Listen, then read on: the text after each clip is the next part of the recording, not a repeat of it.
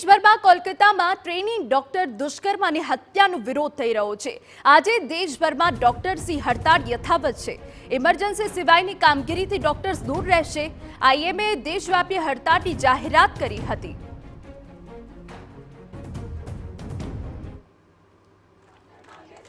તો ઇમરજન્સી સિવાયની કામગીરીથી ડોક્ટર્સ દૂર રહેશે। કોલકાતામાં જે દુષ્કર્મ હત્યાની ઘટના બની છે તેના પડઘા પડી રહ્યા છે અને તમામ જે ઇન્ટર્ન અને ટ્રેનિંગ ડોક્ટર્સ છે તેઓમાં રોષ જોવા મળી રહ્યો છે। ત્યારે ડોક્ટર્સ ઘણા સમયથી આ બાબતનો વિરોધ કરી રહ્યા છે। પરિવારજનોને ન્યાય અપાવવાની માંગ ડોક્ટર્સ કરી રહ્યા છે।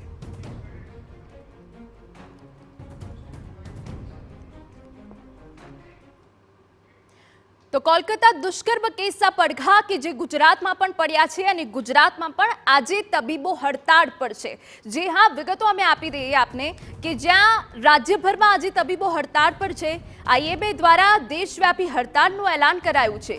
24 કલાક માટે ગુજરાત સહિત દેશમાં મેડિકલ સેવા બંધ રહેશે। તમામ ઓપીડી બંધ રહેતા દર્દીઓની મુશ્કેલી વધી શકે। હડતાળને પગલે દર્દીઓને સહન કરવાનો વારો આવ્યો છે।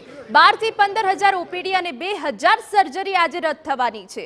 સરકારી સહિત 1500 ખાનગી હોસ્પિટલની હડતાળ છે કે જેમાં ખાનગી હોસ્પિટલના 25 થી 30,000 ડોક્ટર્સ આ હડતાળમાં જોડાશે। આજે માત્ર ઇમરજન્સી સેવા ચાલુ રહેશે।